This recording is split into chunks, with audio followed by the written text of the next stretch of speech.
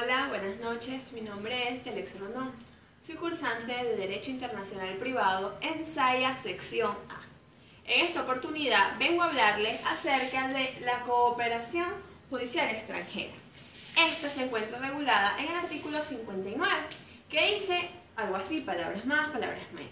Los tratados de la República podrán dirigirse a cualquier autoridad competente extranjera, mediante exhortos y comunicaciones rogatorias, para la práctica de citaciones, diligencias probatorias o de cualquier otra actuación judicial que resulte necesaria para el buen desarrollo de la materia. ¿Qué quiere decir la Ley de Derecho Internacional Privado con esto? Pues el reconocimiento y ejecución de sentencias de un Estado que tendrá validez en otro Estado, ¿verdad? Esto se da ¿por qué? Esto se da básicamente por dos causas. La primera causa, la necesidad de que la ley tenga un carácter general, y la segunda, para ratificar los diferentes tratados y convenios en los que está inmerso Venezuela. En este mismo orden de ideas, seguimos con los actos y organizaciones que gozan de ese Equatur. ¿Qué actos gozan de este método? Pues todos los actos, fallos y sentencias gozan de este método. Pero para esto se requiere que, primero, que sean de índole privado, es decir, de carácter civil o mercantil. Y segundo, que vengan emanados de una autoridad competente de índole internacional. La autoridad competente de índole internacional para decretar el exequatur es la Sala Político-Administrativa del TCJ, es decir, el Tribunal Supremo de Justicia.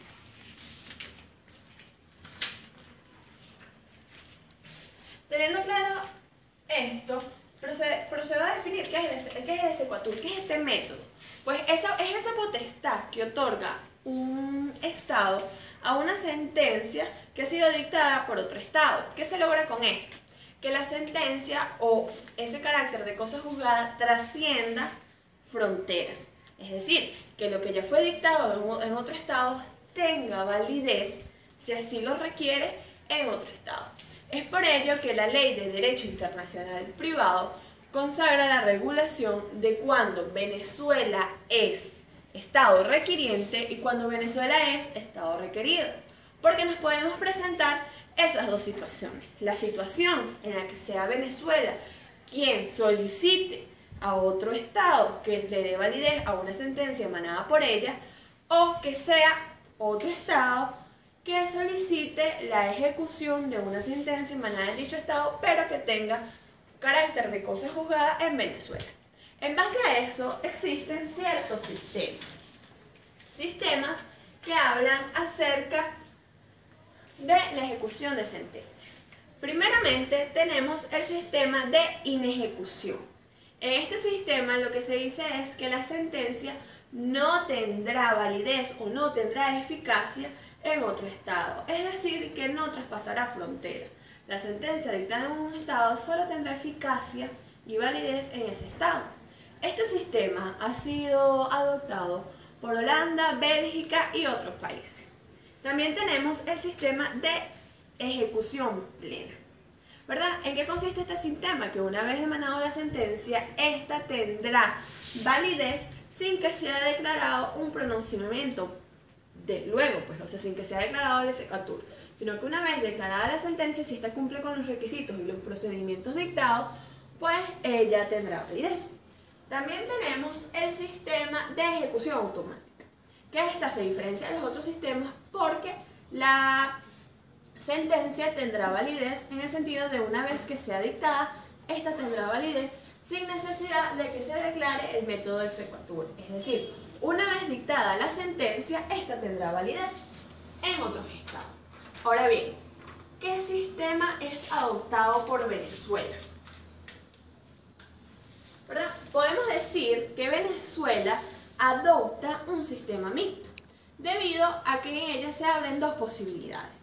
La primera, de que según el lugar y el estado por el que fue emanado la sentencia, esta cumpla con ciertos requisitos de ley para que Venezuela la pueda declarar competente aquí. Y la segunda, debe existir o se debe dar una garantía de reciprocidad entre el Estado que emana la sentencia y entre Venezuela. Si hay esa garantía de reciprocidad entre ambos estados, pues la sentencia podrá tener validez en Venezuela. Ahora bien, partiendo de esto, tenemos el procedimiento para que sea válido el exequatur y los requisitos para que una sentencia extranjera tenga validez en Venezuela, ¿verdad? Los requisitos para que una sentencia extranjera tenga validez en Venezuela los encontramos en el artículo 53 de la Ley de Derecho Internacional Privado. Entre los más resaltantes tenemos, primeramente, que no se le arrebate la jurisdicción a los tribunales extranjeros. Segundo, que tenga fuerza de cosa juzgada en el estado donde ha sido pronunciada.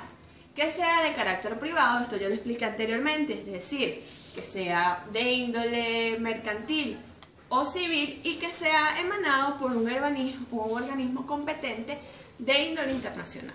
Que este organismo es el Tribunal Supremo de Justicia. Y por último, que no choque con el ordenamiento jurídico de Venezuela. Es decir, que esa sentencia de la cual se ha solicitado el exequatur no sea o no vaya en contra de lo estipulado en la ley venezolana o en el orden público interno de Venezuela. Por último, tenemos el procedimiento para que se realice el exequatur, ¿verdad?